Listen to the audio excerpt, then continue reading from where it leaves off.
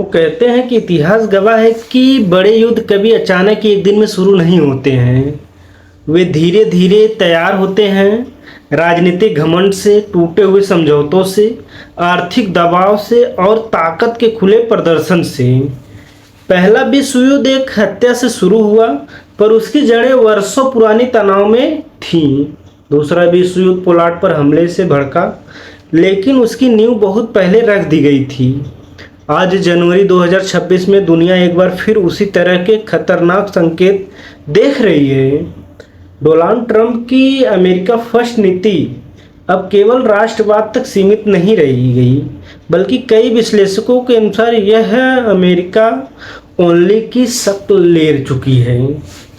उनका रवैया यह दर्शाता है कि अमेरिका का मित्र वही है जो बिना सवाल किए, बिना पूछताछ के उसके फैसलों को मान ले, और उसका दुश्मन वही है जो अपने हितों के बारे में थोड़ा सा भी सोच ले। इसी सोच ने बीते कुछ महीनों में वैश्विक राजनीति को अस्थिर कर दिया है। साल 2026 की शुरुआत वेनेजुएला से हुई घटनाओं ने पूरी दुनिया को चौंका दिया। रिपोर्टों के अनुसार अमेरिकी कमांडो राजधानी में उतरे, राष्ट्रपति निकोलस मादुरो को हिरासत में लिया और बाद में डोनाल्ड ट्रंप ने स्वयं को वेनेजुएला का कार्यवाहक राष्ट्रपति घोषित कर दिया। वाह, क्या बात है। यह घटना इसलिए असाधारण थी क्योंकि अमेरिका के 250 वर्ष के इतिहास में किसी राष्ट्रपति ने खुले तौर पर किसी अन्य संप्रभुत्व देश के नेतृत्व पर अपना दावा नहीं किया था। इस कदम की अंतर्राष्ट्रीय कानून की भावनाओं के खिलाफ माना गया और कई देशों ने इसे संप्रभुता का उल्लंघन बताया। विश्लेषकों का मानना है कि इस पूरे घटनाक्रम के पीछे लोकतंत्र से अधिक तेल की राजनीति है। वेनेजुएला दुनिया के सबसे बड़े तेल भंडार में से एक पर बैठा है।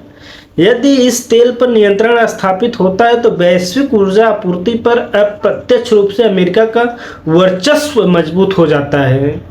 ऊर्जा आज की दुनिया में केवल ईंधन नहीं, बल्कि राजनीतिक हथियार भी है। इसके तुरंत बाद अमेरिका और रूस के बीच तनाव और बढ़ गया जब अमेरिकी नौसेना ने रूसी सुरक्षा में चल रहे एक तेल टैंकर को रोक लिया। रूस ने इसे समुद्री डकैती करार दे दिया। यह घटना केवल आर्थिक टकराव नहीं थी, बल्कि सैन्य शक्ति के प्रदर्शन का प्रतीक भी माना गया। इससे यह संकेत गया कि अमेरिका अब खुले तौर पर रूस जैसे परमाणु शक्ति को चुनौती देने से भी नहीं हिचक रहा है। और मैं आपको ये सब चीज़ें तो आपको मालूम ही होगा। इसी दौरान भारत पर 50% आयात शुल्क लगाने का फैसला सामने आया था। आधिकारिक तौर पर इसे कूटनीतिक राजनीति से जोड़ा गया, लेकिन मैं आपको बता दूं कि जानकारों का मानना है कि असली कारण डॉलर की वैश्विक स्थिति है। भारत, रूस, चीन जैसे देश अपने व्यापार में डॉलर के विकल्प खोज रहे हैं। अमेरिका को डर है कि यदि डॉलर का प्रभुत्व कमजोर हुआ तो उसकी आर्थिक और राजनीतिक शक्ति भी हिल जाएगी। इसलिए यह कदम केवल व्यापारिक नहीं, बल्कि रणनीतिक दबाव का हिस्सा भी माना जा रहा है। चीन के साथ भी तनाव बढ़ता दिखाई दिया जब उसके लिए जा रहे तेल टैंकरों को रोका गया। चीन ने इसे अपनी आर्थिक जीवन रेखा पर हमला बताया। उधर रूस और उत्तर कोरिया की उच्च स्तरीय बैठक में यह संकेत दिया कि अमेरिका की आक्रामक नीतियों के जवाब में एक कठोर और मजबूत गठजोड़ बन सकते हैं। यूरोप भी खुद को असुरक्षित महसूस करने लगा है, खासकर जब ग्रीनलैंड को लेकर अमेरिका ने डेनमार्क पर हमला डाला था। ग्रीनलैंड के केवल बर्फ का द्वीप नहीं है, बल्कि दुर्लभ खनिजों का विशाल स्रोत है। ये पूरी दुनिया जानती है, जो आधुनिक तकनीकी और हथियारों के लिए बेहद जरूरी है। इस घटना ने नाटो जैसे गठबंधन की मजबूती पर भी सवाल खड़े कर दिए, क्योंकि यदि अमेरिका अपने सहयोगी पर भी दबाव डाल सकता है तो सुरक्षा की गारंटी कितनी विश्वसनीय रह जाती है। आज का युद्ध केवल बंदूक और मिसाइल से नहीं लड़ा जाता। साइबर हमले, बिजली ग्रिड को ठप करना, सैटेलाइट सिस्टम को विनाश कर देना, यह सब आधुनिक युद्ध के नए हथियार हैं। रिपोर्टों के अनुसार बड़ी शक्तियां अपनी साइबर सेनाओं को सक्रिय कर चुकी हैं। एक बड़े साइबर हमले की स्थिति में पूरे शहर अंधेरे में डूब सकते हैं। अस्पताल, बैंक, संचार व्यवस्था सब ठप हो सकती है।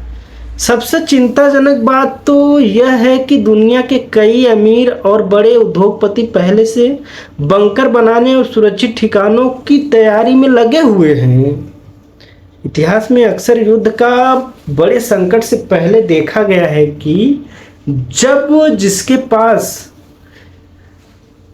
कुछ ऐसे जमीन के नीचे शहर ढूंढने लगे तो समझ लेना चाहिए कि उन्हें ऊपर आने वाले खतरे का आदेश पहले से हो चुका है। अगर पूर्ण युद्ध नहीं भी होता तो इसके आर्थिक प्रभाव आम आदमी पर भी भारी पड़ सकते हैं। तेल की कीमतें बढ़ेंगी, महंगाई बढ़ेगी, ब्याज दरें ऊपर जाएंगी, नौकरियां घटेंगी और वैश्विक बाजार में अस्थिरता फैलेगी। युद्ध केवल सैनिक की जान नहीं लेता, वह आम लोगों की रोजगार पर भी प्रभाव डालता है, रोजमर्रा की जिंदगी को भी तबाह कर देता है।